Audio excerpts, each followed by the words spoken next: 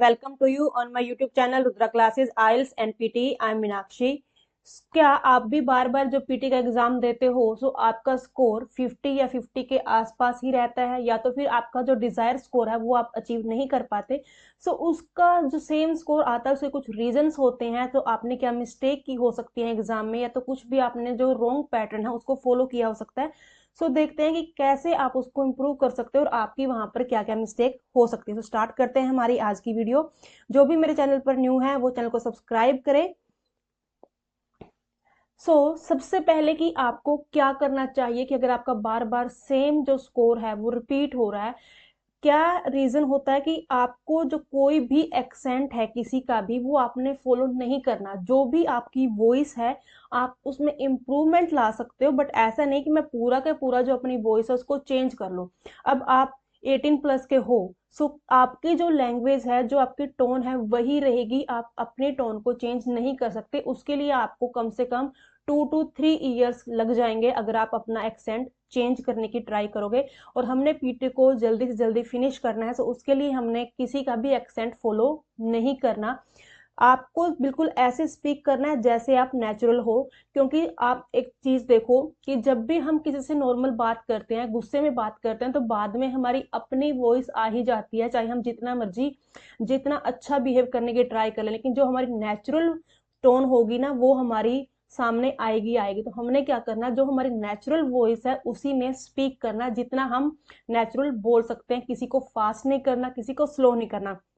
आपने एग्जाम में क्या किया हो सकता है कि आपने कोई तो कहीं पर तो जो वर्ड आपको आते हैं वहां पर आपने अपनी स्पीड इंक्रीज होगी, और जहां पर आपको कोई वर्ड्स की प्रोनाउंसिएशन आपको नहीं आएगी वहां पर आप उसको स्लो कर दोगे। ऐसा नहीं, आप स्किप कर सकते हो वर्ड को, लेकिन आपने बिल्कुल भी अपनी जो टोन है उसको ऊपर नीचे नहीं करना। नॉर्मली आपने उसको रिप्रेजेंट करना है। थर्ड है कि आपने क्या करना है, आपका कोई सेक्शन वीक होगा, कोई स्ट्रांग होगा। फॉर एग्जाम्पल, किसी के रीड अलाउड अच्छे होते हैं लेकिन रिपीट सेंटेंस उतने ही बकवास होंगे। तो हमने क्या करना है, उन चीजों को एनालाइज करना है कि हाँ मेरा ये सेक्शन वहां पर मैंने ऐसा परफॉर्म किया था। फॉर एग्जाम्पल कि आप मॉक टेस्ट वगैरह भी देते हो, वहीं पर आपको आइडिया हो जाता है कि मेरा कौन सा सेक्शन स्ट्रॉन्ग था, मैंने कैसे जो रिपीट सेंटेंसेस थे उनको परफॉर्म किया, कैसे मैंने डिस्क्राइब इमेज को परफॉर्म किया, मुझे टेम्पलेट प्रॉपरली लर्न थे या नहीं थे।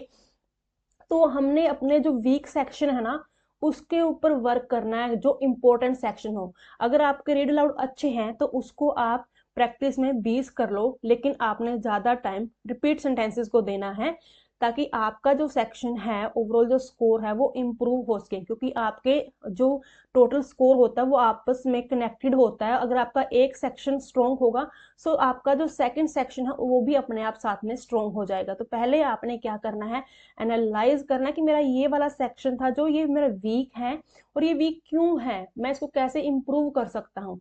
तो उसके लिए आपने सॉल्यूशन को फाइंड आउट करना है, तभी आपका जो स्कोर है वो इंप्रूव हो पाएगा। अगर मैं बात करूं कि स्पीकिंग सेक्शन की, तो स्पीकिंग सेक्शन में आपको कहीं पर भी पॉज नहीं लेना है एक्स्ट्रा। जहां पर कोमाज होंगे या तो फिर जहां पर आपका सेंटेंस फिनिश होगा वहीं पर आपने हल्का सा पॉज लेना है। स्पीकिंग में ये नहीं कि मैं कहीं पर भी बीच में स्टक हो जाऊं, नहीं, उसको आपने दूर करना है, कंटिन्यूटी मेंटेन रखनी है। क्योंकि फ्लुएंसी आपकी मैटर करती है, भले चाहिए आपका कंटेंट बीच में क्यों ना चला जाए। जैसे कि आप इमेज वगैरह में, रिटेल लेक्चर में कहीं पर आप ये सोचो कि हाँ मैं टेम्पलेट भूल गया, नहीं, अगर आपने एक लाइन स्किप कर दी तो कोई बात नहीं, नेक्स्ट लाइन पर मूव हो जाओ, उस लाइन को अगेन आप बाद में बोल देना, उससे कोई फर्क नहीं पड़ेगा। लेकिन अगर आपने बीच में स्टक हुए पोज लिया और सोचने लगे कि मैं अब क्या करूं, तो उससे आपकी जो फ्लुएंसी होगी वो चली जाएगी। और स्पीकिंग का स्कोर आपका फ्लुएंसी से इंक्रीज होता है, क्योंकि जो कंटेंट है उसका स्कोर आपका रीडिंग या फिर लिसनिंग में जाएगा। सो प्लीज आप अपनी जो कंटिन्यूटी है स्पीकिंग में उसको मेंटेन रखना, कहीं पर भी आपने ब्रेक नहीं लेना। जब आप प्रैक्टिस करो चाहे आप गलत बोलो, लेकिन एक कंटिन्यूटी को मेंटेन रखना है। इमेज में मैं कहूंगी कि आप सिंपल टेम्पलेट को फॉलो करो, आप अपना टेम्पलेट भी बना सकते हो, जो भी आपको दिख रहा है, जो आपको ईजी लग रहा है। कलर दिख रहे हैं, कलर को भी आप इंक्लूड कर सकते हैं। मोस्ट जो इंस्टीट्यूट हैं वो बोलते हैं कि आपको कलर को ऐड नहीं करना, बट मैंने ट्राई किया हुआ कि आप कलर भी बोल सकते हो। क्योंकि इमेज में आपकी फ्लुएंसी मैटर करेगी कि आप कितने फ्लुएंसी में बोल रहे हो। कंटेंट में आपने 2-4 मेन पॉइंट बोल दिए तो वो सफिशिएंट हैं आपके। 6 मैं कहूंगी कि जब भी आपके पास स्पीकिंग का कोई सेक्शन है या कोई भी आपका सेक्शन है पूरी पीटी में, तो आपको हर एक चीज के लिए रेडी रहना है। फॉर एग्जाम्पल कि अब क्या हो रहा है पीटी में कि आपके पास पीटी कोर के क्वेश्चन भी आ जाते हैं, तो ऐसा नहीं कि मैं वहां पर नर्वस हो जाऊं। तो आपको पहले ही इस चीज के लिए रेडी रहना होगा कि हाँ मेरे पास कुछ क्वेश्चन आ जाते हैं। अब मोस्ट ऑफ द स्टूडेंट क्या भी करते हैं कि जब डिस्क्राइब इमेज जैसे हमारे पास आती है ना फाइनल एग्जाम में, तो हम वहां पर टेम्पलेट में ही स्टक हो जाते हैं। या तो हम रिटेल लेक्चर का वहां पर टेम्पलेट मिक्स कर देते हैं, तो रिटेल लेक्चर में डिस्क्राइब इमेज का मिक्स कर देंगे।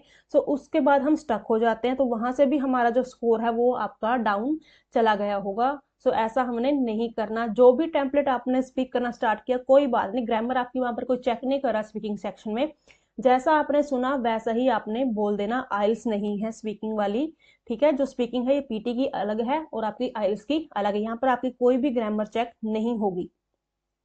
और आपको क्या करना है, ये रेडी रहना कि मेरे पास जो रिपीट सेंटेंसेस है वो कॉम्प्लेक्स भी आ सकते हैं और मेरे पास इजी भी आ सकते हैं, कि मैंने उनको कैसे परफॉर्म करना है। अगर कोई कॉम्प्लेक्स आ रहा है तो उसको देख के नर्वस नहीं होना, उसमें से 4-5 वर्ड पिक करो, 50% अपना कंटेंट दो और उसके बाद आप नेक्स्ट क्वेश्चन पर मूव कर जाओ। 50% भी आपका सफिशियंट है अगर आपके पास लेंथी रिपीट सेंटेंसेस आ रहे हैं, सिर्फ आपने उसको स्पीड में बोलना है। अगर हमने वहीं पर स्टक हो गए होंगे तो वहां पर हमारा स्कोर डाउन चला जाएगा, ठीक है। तो ये कुछ टिप्स हैं आपके स्पीकिंग सेक्शन के, तो इनको आपने फॉलो करना है। प्लीज अपना एक्सेंट फॉलो करें और अपनी जो वॉइस है उसको एनालाइज करें। अगर मैं बात करूं राइटिंग सेक्शन की, so most of the student का जो फर्स्ट तो क्या है कि ये फेवरेट टास्क बन जाता है राइटिंग सेक्शन, क्योंकि जब हम पीटी करते हैं ना तो हम क्या करते हैं कि हम इंजॉय करते हैं राइटिंग को करने को। क्यों? क्योंकि स्पीकिंग में हमें स्पीक करना पड़ता है, लिसनिंग में हमें सुनना पड़ता है और फिर उसको बाद में राइट करके देखना पड़ता है कि अब तक हमें कुछ समझ में ना आए। तो हम क्या करते हैं कि हम बस राइटिंग के ऐसे को लेके बैठ जाते हैं, डेली उसकी प्रैक्टिस करते रहते हैं। हमें भी जो इंस्टीट्यूट वाले हैं वो हमें बोल देते हैं कि आपको 20 मिनट्स में इसको टाइप करना है, तो इसकी आप प्रैक्टिस करो। बट क्या करना है, हमने ऐसे के ऊपर ज्यादा फोकस नहीं करना। अगर आप वीक में 2 या 3 बार ऐसे को टाइप कर लोगे तो जब तक आप एग्जाम दोगे आपकी स्पीड वैसे इंक्रीज हो जानी है। और आजकल तो वैसे ही स्पीड इंक्रीज हो रखी है क्योंकि सब चैटिंग वगैरह करते रहते हैं।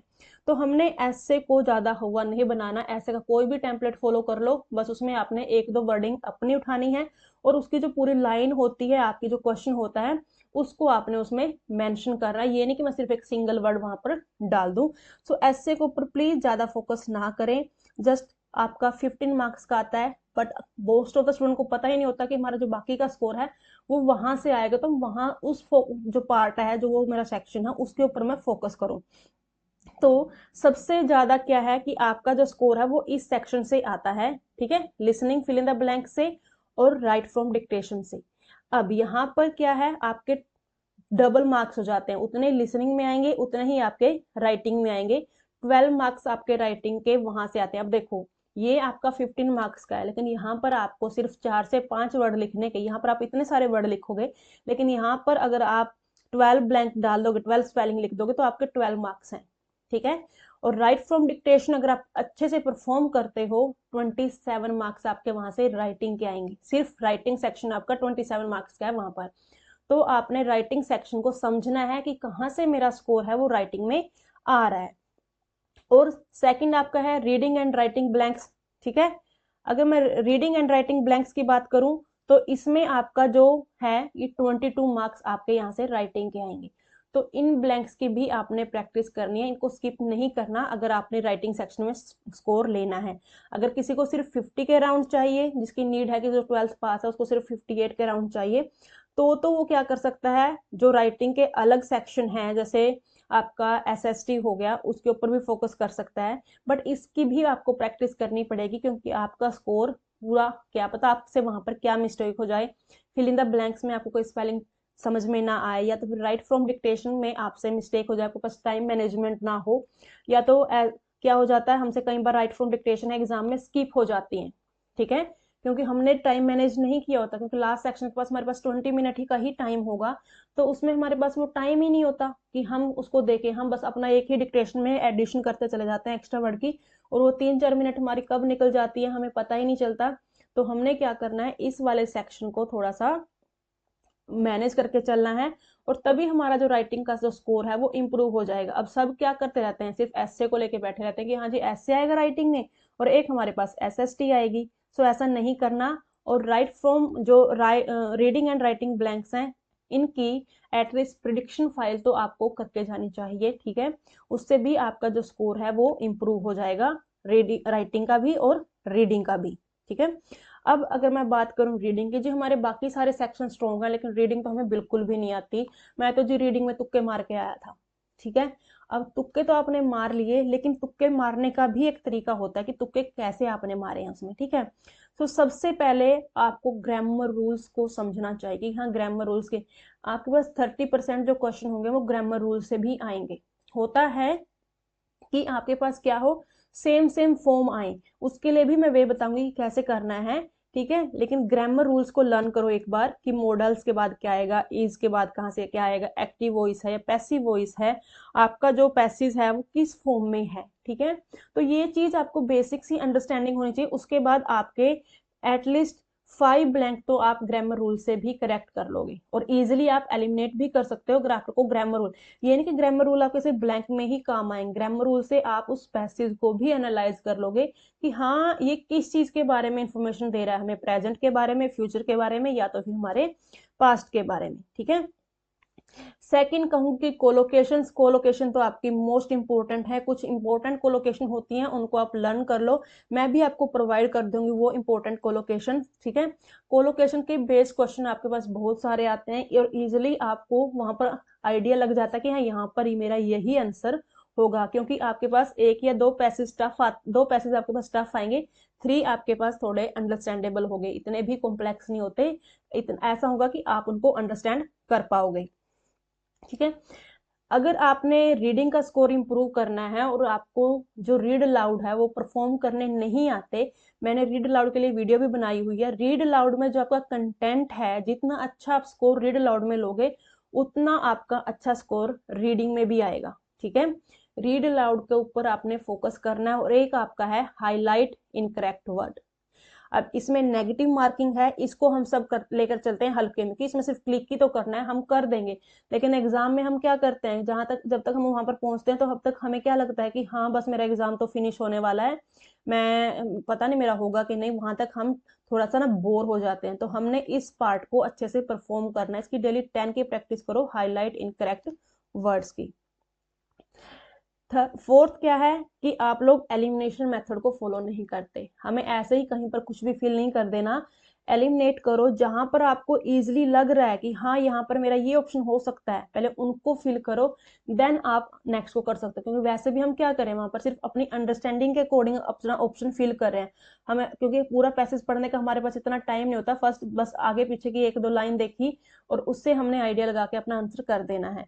तो यूज करना है आपने एलिमिनेशन मेथड को, उसी से आपके जो ब्लैंक है वो इजिली सोल्व हो पाएंगे। और जितनी आप प्रैक्टिस करोगे उतनी ज्यादा आपका क्या होगा, जो ये स्कोर है वो स्ट्रोंग होगा, सेक्शन है वो भी स्ट्रोंग होगा। अगर मैं बात करूं लिसनिंग की, अब लिसनिंग को क्या करते हैं बहुत सारे स्टूडेंट हल्के में लेते हैं कि हाँ मेरा बाकी 3 सेक्शन हो जाएंगे, कोई बात नहीं, मेरी स्पीकिंग अच्छी है तो मैं लिसनिंग भी अपने आप कर ही लूंगा, कोई बात नहीं, एक सेक्शन मेरा स्ट्रोंग है, इसमें थोड़ी सी मिस्टेक है। बट लिसनिंग में आपका 3 मॉड्यूल का स्कोर है, ठीक है, राइटिंग का भी, रीडिंग का भी और आपका लिसनिंग का भी। और यहाँ पर आपकी लिसनिंग तो सिर्फ 50% है लिसनिंग सेक्शन में, बाकी तो आपके राइटिंग और रीडिंग के हैं स्कोर, ठीक है। राइटिंग का ज्यादा स्कोर है आपका लिसनिंग में और लिसनिंग का भी आपका 50% है। तो सबसे पहले तो आपको ऑडियो को केयरफुली लिसन करना है, जितना आप पूरे पीस ऑफ माइंड से अपना ऑडियो को सुनोगे उतना ही ज्यादा आपको क्लैरिटी होगी कि वो क्या स्पीक कर रहे हैं, और ज्यादा से ज्यादा प्रैक्टिस करनी है आपने। अब इसमें सबसे ज्यादा मिस्टेक होती है हमारी स्पेलिंग्स की। अब स्पेलिंग्स की मिस्टेक कैसे हैं कि हमने एस नहीं लगाया, कहीं पर ईडी नहीं हमें सुनाई दिया, जिनको तो एक्सेंट अलग है हमें ईडी वगैरह एस वगैरह नहीं सुनाई दिया। तो इसके लिए पहली बात तो मैं कहूंगी आपको कि आपकी जो स्पेलिंग्स हैं वो आपको लर्न होनी चाहिए। अगर आपको स्पेलिंग आती है ना, तो जब आप ऑडियो सुनोगे तो आप एकदम से उस वर्ड को पिक कर लोगे, क्योंकि आपको उसकी स्पेलिंग क्लियर है। अगर स्पेलिंग क्लियर होगी तो आपको उसकी प्रोनाउंसिएशन भी क्लियर होगी। एक स्पेलिंग करने से आपको बहुत सारे बेनिफिट होंगे, और अगर आपने ये स्पेलिंग्स लर्न कर ली ना, तो उसके बाद आपका जो रीड अलाउड का सेक्शन है वो भी स्ट्रॉन्ग हो जाएगा, क्योंकि आपको स्पेलिंग आती है। तो जब आप उसको रीड करोगे तो आप उसको इजिली रीड कर सकते हो। बट हम क्या करते हैं जी, रीड स्पीकिंग तो हमें आती है बट स्पेलिंग्स नहीं आती, कोई बात नहीं, एक एक दो स्पेलिंग ही तो आनी है, लेकिन नहीं, पूरी लिसनिंग में करना ही स्पेलिंग का काम है, तो हमें क्या करनी चाहिए, स्पेलिंग्स आनी चाहिए। डेली हमें प्रैक्टिस करनी है 1 to 2 आवर्स के लिए। अगर आपका ये सेक्शन वीक है तो SST, fill in the blanks, highlight incorrect word और राइट फ्रॉम डिक्टेशन, इनकी आपने ज़्यादा से ज़्यादा प्रैक्टिस करनी है। ये वाला सेक्शन आपको कम से कम 50 करना है, और मोस्टली प्रिडिक्शन फाइल तो एग्जाम में जाने से पहले आपने करनी ही करनी है क्योंकि वहीं से आपका जो क्वेश्चन है वो आ जाएगा। अब एग्जाम में स्टूडेंट क्या करके आते हैं कि हाँ हमने ये सुना और हमने इसमें क्या कर दिया, एडिशन कर दी एक्स्ट्रा वर्ड्स की, बट क्या आपने उन वर्ड को चेक किया कि हाँ आपके वो ठीक होंगे कि नहीं। हो सकता है कि आपने बिल्कुल ही रॉन्ग सुना हो और आपने सारे वर्ड रॉन्ग ऐड कर दिए हो, तो वहां से ही आपका देखो 47 मार्क्स का आपको लॉस हो जाएगा। जो सोचते हैं कि मैं तो ये वर्ड भी ऐड कर दूंगा, ये भी ऐड कर दूंगा, तो थोड़ा सा सेंटेंस स्ट्रक्चर को भी आपने अंडरस्टैंड करना, उसी के अकॉर्डिंग वर्ड की एडिशन करनी है। ऐसा नहीं कि बस मैं चल रहा हूँ और एडिशन करते जा रहा हूँ। टाइम की मैनेजमेंट मैं पहले भी बोल चुकी हूँ कि टाइम मैनेजमेंट आपकी लिसनिंग में और हर एक सेक्शन में बहुत इंपॉर्टेंट है, स्पेशली लिसनिंग में। अदरवाइज आपका जो एग्जाम है वो छूट जाएगा, और ये वाले दोनों सेक्शन आपके लास्ट में ही आते हैं और आपको पता भी नहीं चलेगा कि कब आपके दोनों सेक्शन निकल गए। ठीक है, तो टाइम मैनेजमेंट आपकी जरूरी है, वरना जो स्टूडेंट है उनकी 3 से 4 डिक्टेशन, 3 डिक्टेशन होती हैं, किसी के पास 4 भी आ जाती हैं, तो उनकी डिक्टेशन क्या होती है, स्किप हो जाती है। ठीक है, लास्ट मैं कहूंगी कि आपका जो स्पीकिंग और लिसनिंग का सेक्शन है ये दोनों ही बहुत इंपॉर्टेंट है। इसके ये दोनों सेक्शन स्ट्रॉन्ग हैं, उसको रीडिंग की टेंशन लेने की जरूरत नहीं है, उसको राइटिंग की टेंशन लेने की जरूरत नहीं है। अगर आप उनमें 50-50 भी हो तब भी आपका जो स्कोर है वो 70 आ जाएगा इजिली, बट ये दोनों सेक्शन आपके स्ट्रॉन्ग होने चाहिए। आई होप कि आपको सब कुछ क्लियर हुआ होगा और आपको आइडिया लग गया होगा कि मैंने कहाँ पर क्या मिस्टेक की है। सो ये थी आज की वीडियो, मिलते हैं नेक्स्ट वीडियो में। Thank you for watching my video, please like and share my videos and subscribe my YouTube channel.